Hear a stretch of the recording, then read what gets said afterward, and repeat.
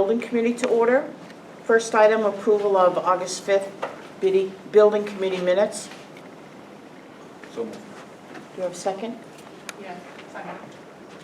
All in favor? Aye. Any opposed? Thank you. Item number 2, facilities update. Mr. Toddy. hi, how are you this evening? Great. How about you? Good.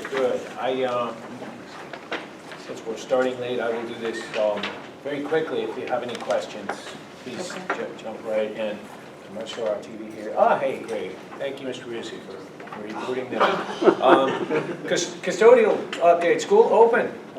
We got people into schools. We finished our cleaning on time and transitioned back to the school year hours.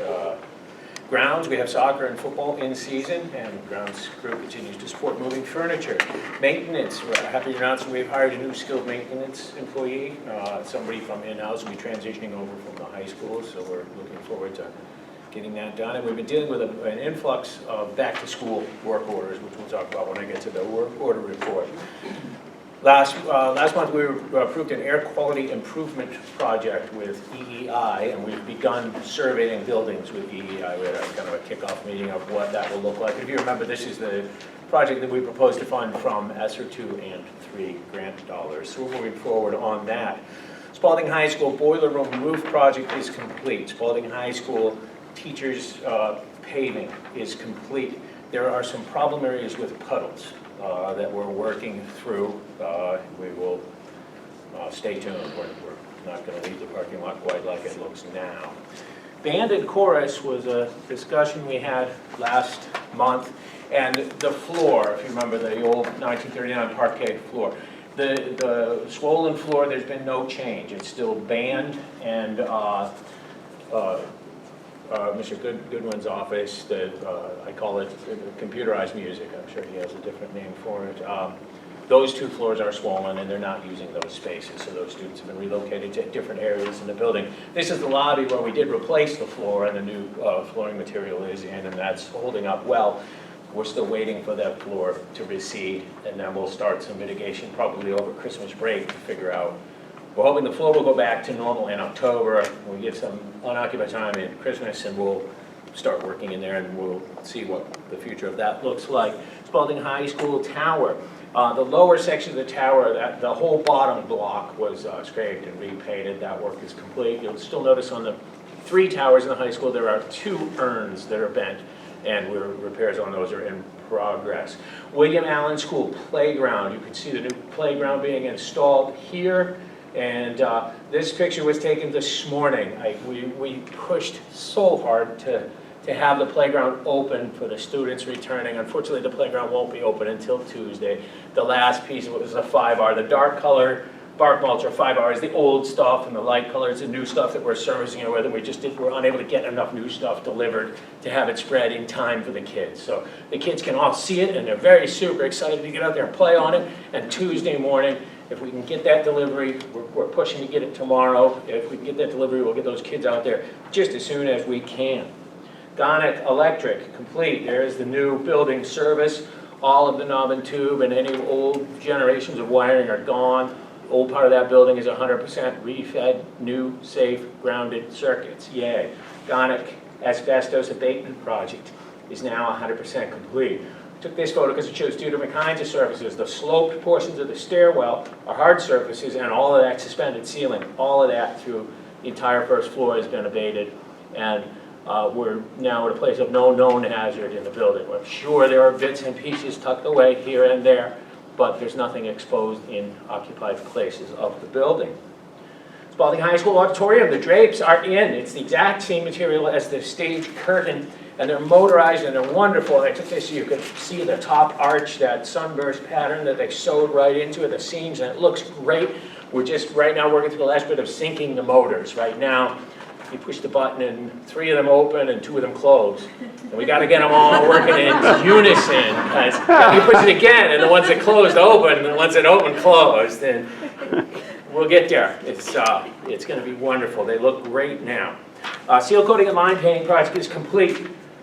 We did seal coating completed at East Rochester, seal coating, just line painting completed at School Street, Middle School, High School, and Mcclellan. And this is the Mcclellan drop-off lane. Not only did we repave that whole section, but we created 2 walkways and parking areas and a travel lane. So what used to be a mess of kids trying to get out of cars into either snowbanks or mud puddles or getting out the other side into ongoing traffic, we've created a great, safe area and laid it out, and it's working great. Very happy with that bit of work. Work orders completed the period of August 5th through September 2nd, 2021. We completed 110 work orders, which is up from 105 in the last reporting period. We created 154 new work orders, which is up from 95 in the last reporting period. That's quite a jump.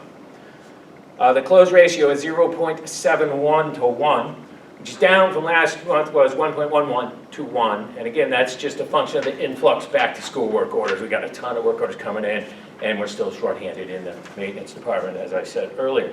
We now have open 165 work orders, which is up from 127 in the last reporting period. And you've heard me say hundreds of times, if we're below 200, I have no concerns. We're fine. That's all I have for facilities updates. Sorry to rush through that, but I'm here for questions if you have any. Yeah, I do too. Then you get to go first. I know. It's So- your committee. The music suite, is the entire suite going to be closed until after the Christmas holiday? The band room, chorus, offices? Offices are being used. They are, okay. The practice/storage/mechanical room on the left is available, Okay, and chorus is available. It's band and Mr. Goodwin's office Okay. space. Those 2 rooms are where the failure has expressed itself. It's not closed, and I can't tell you when. What we're waiting for is the humidity to change, right, the floor to relax. Once the swelling goes down, that buckle comes out of the floor, we can go back on it immediately, because it's not going to swell up again until next summer. okay, Christmas is when I plan to do some saw cutting to create some reliefs and create some ventilation. And to be honest with you, I don't have a huge hope for success for that, but we're going to try that, because that is the low-cost way of mitigating and saving this floor for Right. some future date when we do a complete renovation of that space. okay, thanks. So we'll get the kids back in a second the floor goes flat. Okay.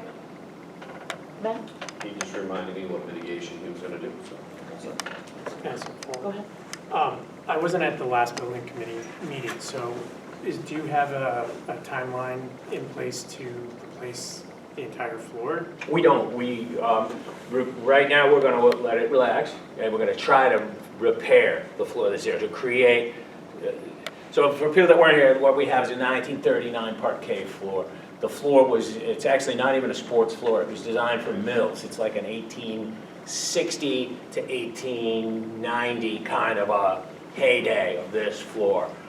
It was probably donated in 1939 from a local mill when the school was built. If you remember, the school was built with a gift from the Spaldings and a grant from the state, and it was on a budget between those 2 numbers. And it's held up well. We did have some swelling, because the entire floor used to move as one thing, and at some point we went in and we built walls. We took what used to be one gymnasium and we broke it up into 1, 2, 3, 4, 5, 6 different spaces, put walls on top of it. The walls aren't allowing the floor to move the way the floor wants to move. So as humidity changes, we had buckling. That buckling has gotten significantly worse. It used to be just one area, the lobby where I showed you the picture, and now it's spread to other areas and it's ridiculously big. I would attribute that change to 2 things. The environmental conditions have changed. This is the wettest summer in the history of summer, pretty much. And the fibers in the wood are failing. The wood's been stressed. It's been pushed and pulled and pushed and pulled and pushed and pulled, and it's tired. It's 1939. Push me around for that many years, I'm going to get tired too. So hopefully we can do some cutting to relieve the floor and keep it in place. To replace the entire floor, we can do the project like we did in the lobby. But if we're going to get that big and that involved, it's a question for this committee. Is it time to step back, perhaps talk to an architect, perhaps talk to the people that use the space? They don't have adequate rehearsal space. We use a mechanical room for rehearsal space. There's air handlers that need to get shut off because they're so loud. that you can't hear the kids to tune an instrument. That's because it's not a rehearsal space. So if we're gonna tear out the entire floor, maybe we tear out everything. And we bring that down to cement on 6 sides and rebuild from there. We get rid of the floor and design new lines for classrooms and rehearsal spaces that fit the need of the space. That is a discussion for y'all to have in the future. I'm not asking you to have that discussion now because we're not there yet. If I can fix this in December for $3,000 worth of work, that's what we'll do. If we can't, then it becomes a much, much larger project. And the question is, how much larger? And that's when I'll turn to you for some guidance. Does that help? It does, very much so. Appreciate it. Go ahead, Dean. So, is that a carpet product that replaced that foyer area? Of the- Yeah, yes, what, It's not a PVC tile, it's a stick carpet. it's a woven product, it's an LVT, it's a kind of, it's a product we had originally looked at for the tech center. And carpet, people talk about carpet, usually you have fibers that go this way. Yeah. And the fibers, the stuff gets in, and that's why carpet becomes problematic. This product is a J&J flooring product. The fibers are woven this way. It's extremely tight. You pour water on it, it beads up. The underlayment of it is designed, I call it, it's like the Gore-Tex of flooring products. It's designed to allow moisture to travel in one direction, not the other. So we can spill water on top, not worry about it going through, but if there's moisture from the substrate that needs to escape, it can. And second, I guess, the buckling of the floor, I mean, we've got more of it this year due to the same concerns of what we spoke of earlier this week, of the humidity, the ventilation systems pulling in the humid air, those things. Yes. So this is like number 2 problem attributed to seasonal, extreme humidity, plus the ventilation systems having to pull in that stuff again. Chronologically, it's number 1 problem, but yes. Well, yes, sir. It's not the only area where we're having, yes. It's not the only issue arisen from the wet weather we've had, Yes, plus sir. the, and not to put more work on you, but can we keep a running tally of things that, in your opinion, I guess, a strong opinion would be attributed to, because, yes, we're pulling, it was an extreme year, but these failures are really becoming pronounced because of the ventilation systems running more. I guess it's happened, but we've increased it more, I guess. What would be, what I'd be unable to do there is I can tell you very easily, I think this, and this failed because of moisture. How much of that moisture came because of environmental wetness and how much of it came because of increased ventilation, I can't tease Right. those two out. Yeah. So COVID, no COVID, ventilation, no ventilation, it's still humid outside. And I can't separate what Mother Nature, well, they're both what Mother Nature, I can't separate what was COVID response to what was Earth having fun. But for the past 80 years, that floor has been somewhat stable or more stable. It's had a bump for a while. Well, it's been a hump, the lobby has been a hump, and now that we relieved that, it jumped into the other 2 rooms immediately. Okay. I think the biggest thing here is that when we pinned it down years ago, we shouldn't have, and no one knew, I mean, I'm not trying to fault anyone for that decision. It looked great and it worked great for these years, but the floor didn't like it. And they took the floor a number of years to tell us that. Okay. Any other questions for Mr. Toddy? Okay. Next item is modular classroom update. Okay, so we're talking about, so what are we talking about? We identified some visible white mold growth in modular classrooms. It cropped up essentially overnight, right before we were starting school. It's affecting pretty much all of the modulars. So there's William Allen School has 2 classrooms and a reading specialist / conference room kind of space. Chamberlain has 4 classrooms and reading specialists / conference room kind of space, so they're all affected. Why? Again, we just talked about environmental conditions. It's been very, very, very, very wet outside. Age, these modulars are 30-plus years old. When you build something in New England that you want it to be there forever, permanent construction, we build foundations or frost walls. We don't just leave things open underneath. Modulars are open underneath. Moisture and air can get under there. The vapor barriers that they used 30 years ago when these built aren't quite what you would have for vapor barriers today. They're just not functioning as well. And the increased ventilation, we've been bringing in more outside air. All that outside air that we bring in is wet. We don't have dehumidification systems in 99% of the district. We're bringing in wet air, and that's what happens. So that's the kind of the what, where, and why, what we're talking about. So the response immediately, we reached out to mitigation, octagon restoration, deployed dehumidification, and air scrubbers. These are just recirculator with HEPA filtration. So anything in the air would get strained out of the air. We're basically straining the air and dehumidifying the air in all of the affected areas. Plus, we looked at we have spaces, we've built a ton of slab on grade, as any school district has, and we have areas where there are glued down carpets, and we started to see these areas might become problems. So to get ahead of that, we put dehumidification not just in the affected modulars, but in other areas that we were concerned with. Those are areas at Chamberlain and at East Rochester. We put all of that stuff in place within a few days. We did some roof repairs at William Allen. We had a small roof leak, which originally we thought that was the only problem.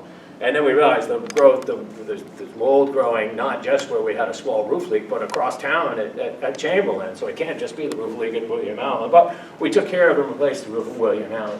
We relocated the 5th grade, and I told you I'd be quick, but I have to share for a moment that the principals, the administrators, the teachers, the facilities crew, the custodians, the work that these people did in the drop of a hat immediately, so fast, so much coming together and supporting the people was amazing. One of my custodians was saying, well, it wasn't as bad as the time we had to move out of Gonick. And just like the time we had to move out of Gonick, it isn't the bad news. The bad news would have been we put people in these spaces and somebody got affected and had respiratory problem. This is the good news. The good news is we got it before anyone got in harm's way, right? Yep. The good news is we're ahead of this. Yeah, it happened with very, very short notice.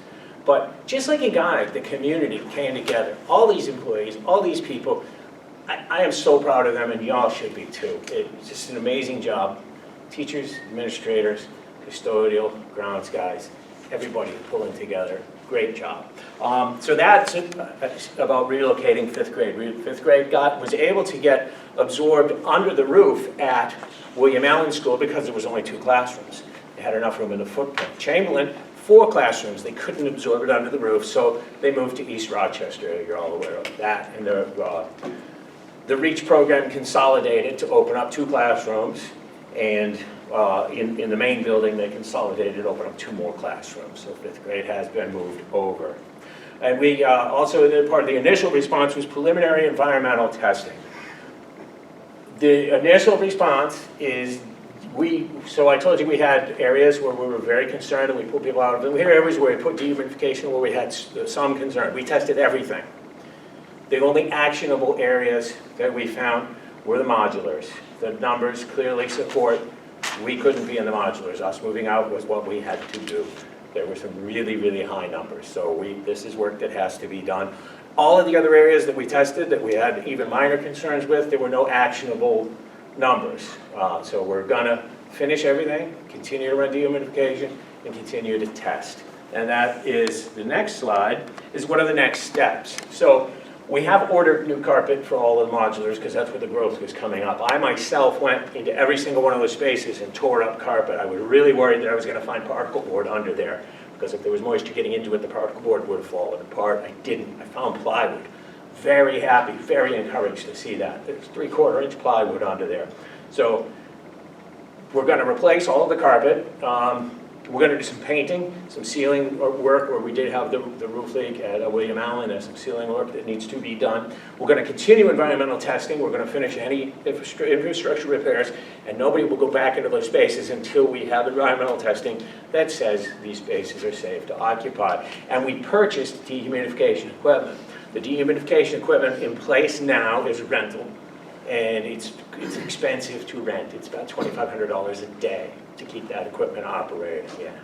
There's about 25 pieces of equipment, and they're about $100 per day per piece of equipment. Once I saw those numbers, I said, well, we gotta buy some. It's ordered, we won't have it till the 13th. When we do have it, we're gonna install it, we're gonna create permanent installations in the modulars, because next summer's coming, right? We wanna get back into these spaces, and then we need to keep them safe until such time as we don't need them anymore, which is gonna be more than one summer. So we purchased dehumidification equipment for future installation. That is everything. Oh, I can share with you some costs. So we kind of have an idea of what we're talking about. So the remediation equipment, I'll put this in his hands before I.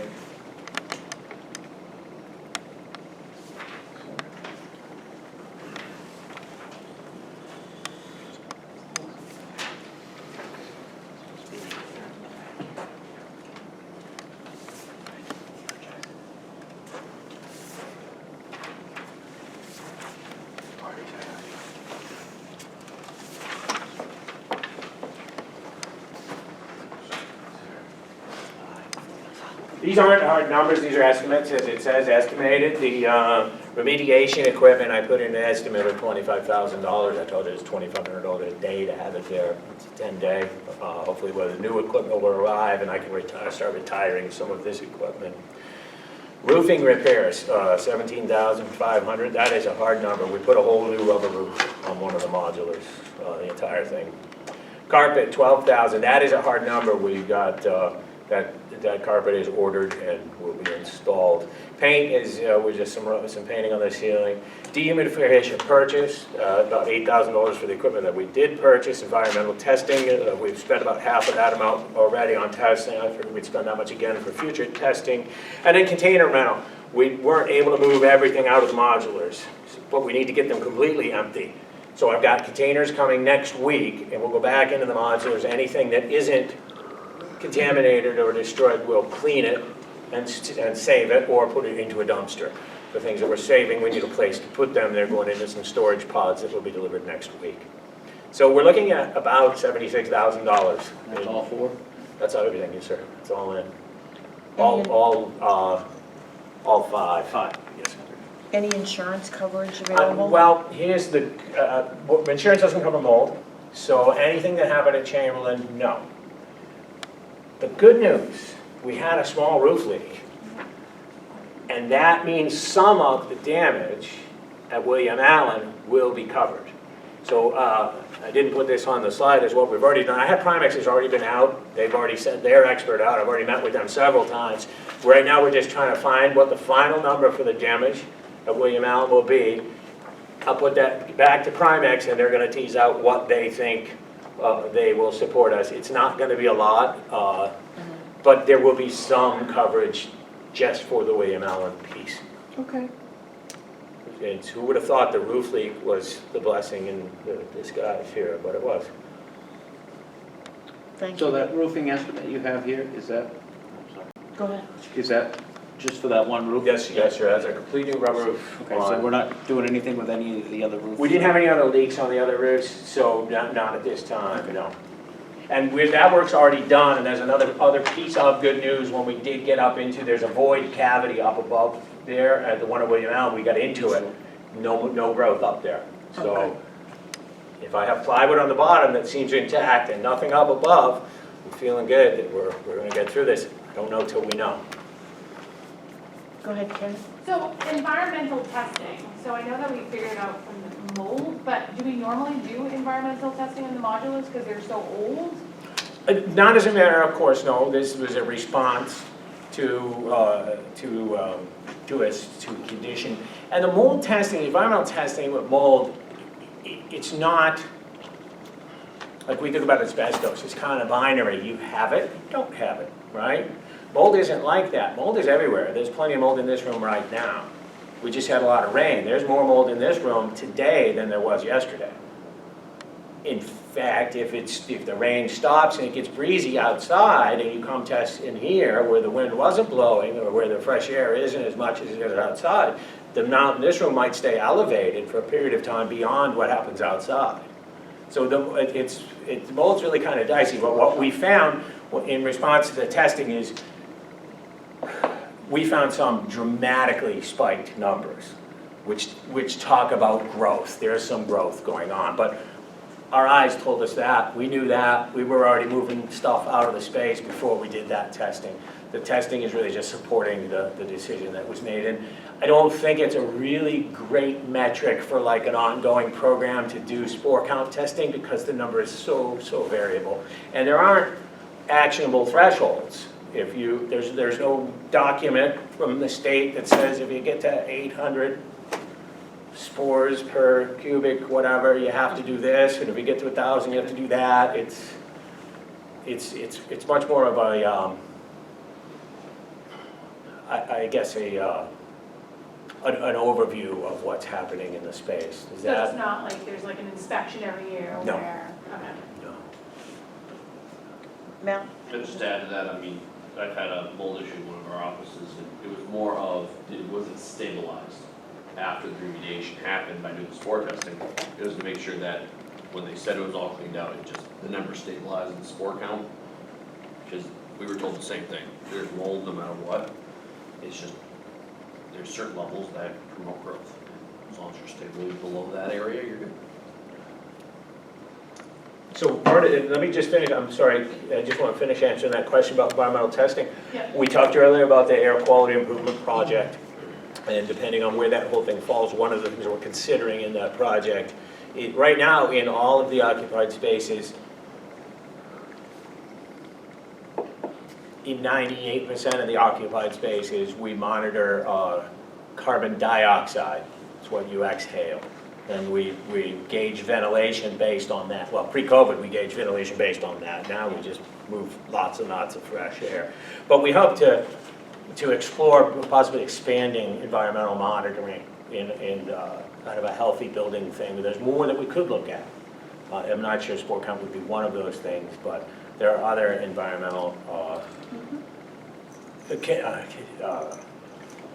contaminants. Well, and I guess the reason for my question is because we all know the modulars are older. I mean, we all know that, I mean, I guess when I got the email, I wasn't shocked that we had it, but it was just like, how do we, you know, how can we prevent this from happening? But it sounds like there's really not a lot, so. But the biggest step for preventing it in the future, once we get it clean, to keep it clean, is the dehumidifiers that we're going to install. Mold is a bit like combustion. You know, combustion, you have to have fuel, heat, and oxygen. So mold, it's the same thing as a three-sided triangle. You need all three pieces. You remove one and it collapses. So with mold, you need mold spores. Bad news, they're everywhere. The second thing you need is food. The bad news, mold sees everything as food. Everything is food to mold. The third thing you need is moisture. You need that water, and I can control that. And that's what the dehumidifiers are going to do. Thank you. Yes, ma'am. Mr. Downs, you had a question? Is there a time frame for when this work's going to be complete and for students to get back into schools? The best case scenario at this point, there isn't a hard date right now, right? The best case scenario is that we'll have them back beginning of October, that first full week in October. It'll be a month. And if, that depends on once we start tearing out carpet and peeking in wall cavities, what we find. If it isn't that, it'll be twice that. Thank you, Dave. Any other questions for Mr. Toddy? Thanks very much. Absolutely, thank you. All right, next item would be the Bandwell architect presentation. Thank you so much for being patient with us. Oh, yes. It's been a, So you have a drive for me? We do. Okay. We know you guys have been in here a while, so we will not bore you for hours on end. This is the pointer thing. Oh, okay. Yeah, I think I got money I'm kicking around.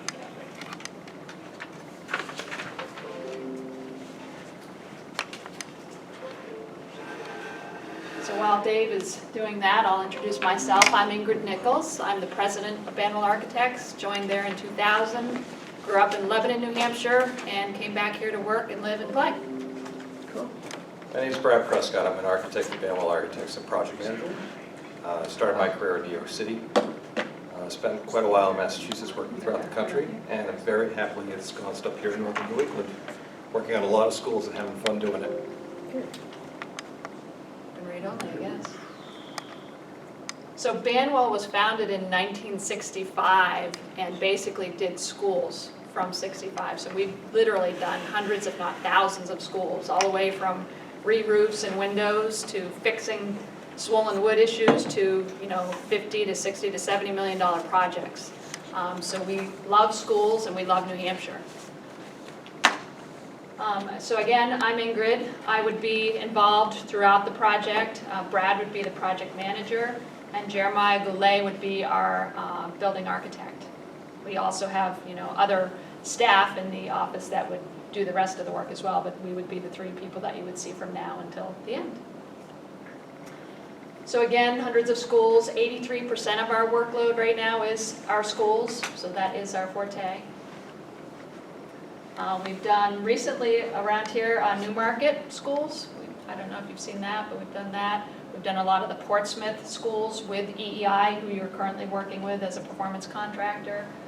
Wyndham is the biggest elementary, brand new elementary school we just finished on the border near Salem. And Brad's going to just take you through quickly the Wyndham process. The operative word being quickly. So, Wyndham is a district-wide solution project that we did and finished in 2019, so relatively recent. It was a full study of the district looking at all their schools and their grade distributions because they had lower grade kids actually in high school, which was an issue. So we helped them look at, I think it was 9 different scenarios, as you know, whether they build a new middle school, and move some elementary school kids into the existing middle school, or build a new elementary school, or renovate 2 elementary schools. There was all kinds of scenarios here.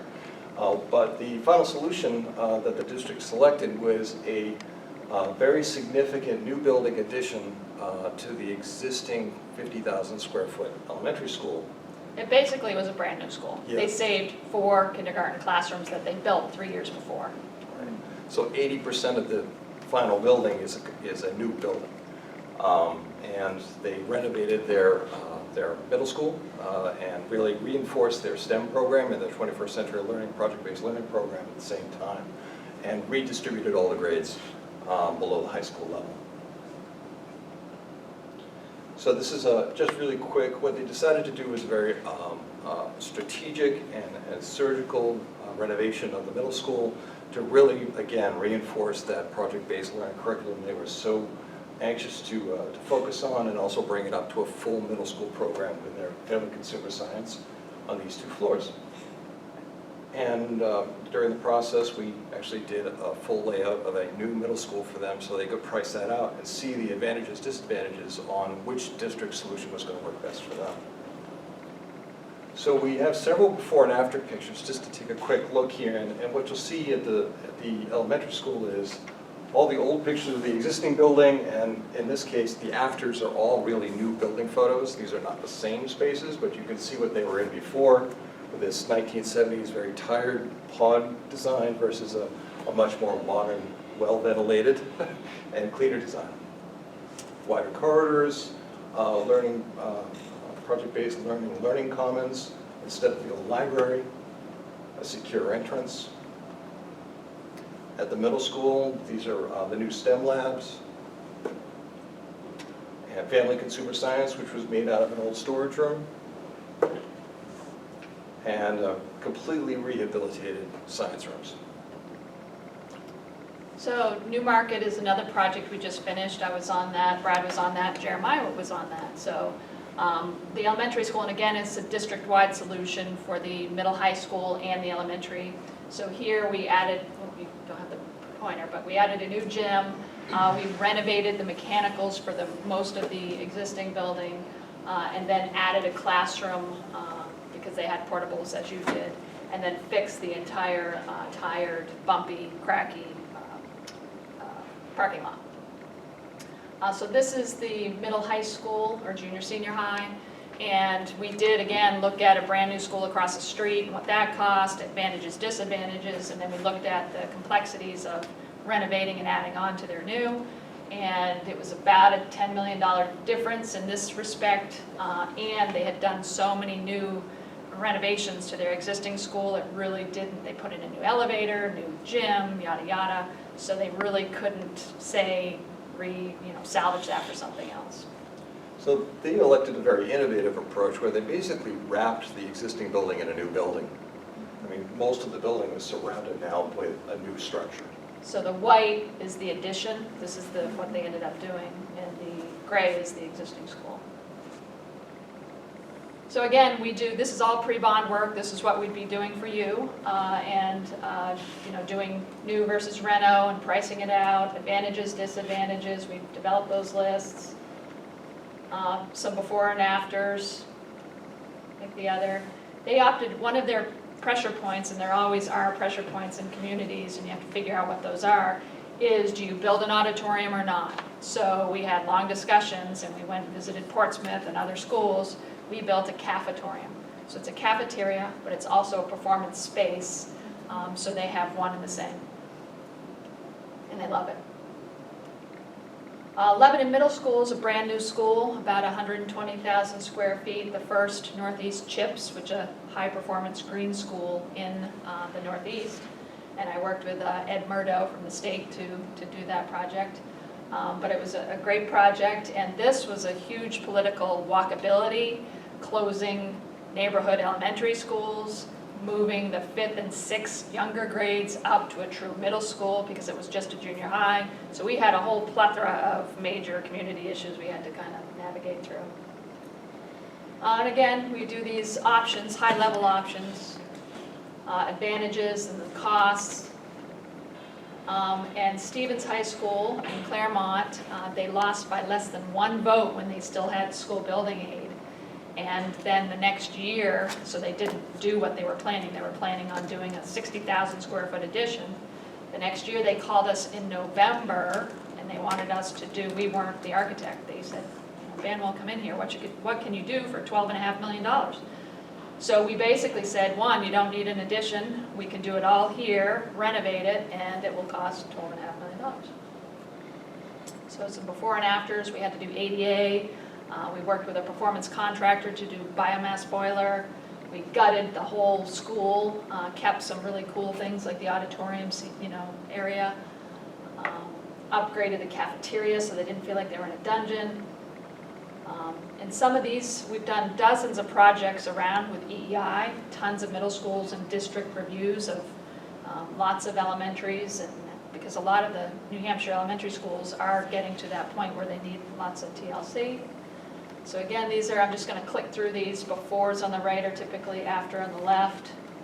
Simons, Little Harbor in Portsmouth. Lighting and flooring and colors and new casework. Natural daylight is huge. Furniture, safety. So what you're seeing here is a large variety of work between new buildings, right, brand new buildings, new additions, or renovations. And I think the takeaway that we're really trying to impart on you is we try to be responsive to whatever the client need is. We're here and ready to provide the level of service that you desire for your district solution. Part of that is really having some of the educational background knowledge in 21st century learning and project-based learning. And we come to the table with that. I won't read through all the bullet points, but you guys will have a copy of this. So because we do so many schools, we have the pre-bond and project approach kind of down pat. We really kind of look through everything and use a foundation of what you've done to date, because you guys have done a lot of work, and we use that, absorb that, get up to speed on that. Then we go out and look at all of your existing conditions. We meet with principals, we meet with the faculty and staff. We also reviewed code deficiencies, meet with your fire department, building inspector, make sure we're addressing all those issues. Review hazmat, asbestos, mold, lead. Develop the program and explore multiple options. That's the biggest thing we need to do, is make sure that we hit every single option, because you don't want someone standing up there saying, have you studied this?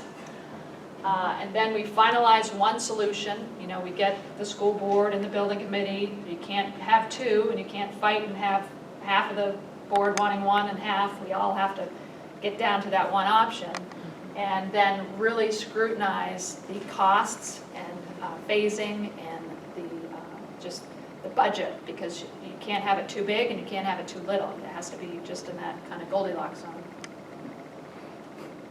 We've developed this project budget, because schools don't do this every day. So site costs, building cost, which is the construction cost, and then that whole great big box down below is your owner soft cost. And I know Dave and Kyle are very good. You guys have done projects, but there's always things that we forget. So we found if we do this template and go through, make sure we didn't forget the flag or the exterior site lights or whatever it is, it's been helpful. So sustainable design and construction, we're experts at doing it. We have a long history of doing it here at Bandwell Architects. Ingrid is actually a leader in helping us develop the New England CHIPS program, which is the Collaborative for High Performance Schools, which is sort of a lead program for sustainability, but also promotes very healthy educational environments that promote learning. The other thing that we do is we work with you to help you educate the public. And these are some of the final bond brochures or websites, or however we want to do it, poster boards, everything, so that the facts are out there, and that the whatever coalition against the bond is saying, we have something with factual information on enrollment, what the costs are, what the tax rate is, all in one document. That's it. How do we do? Great. Do we have questions?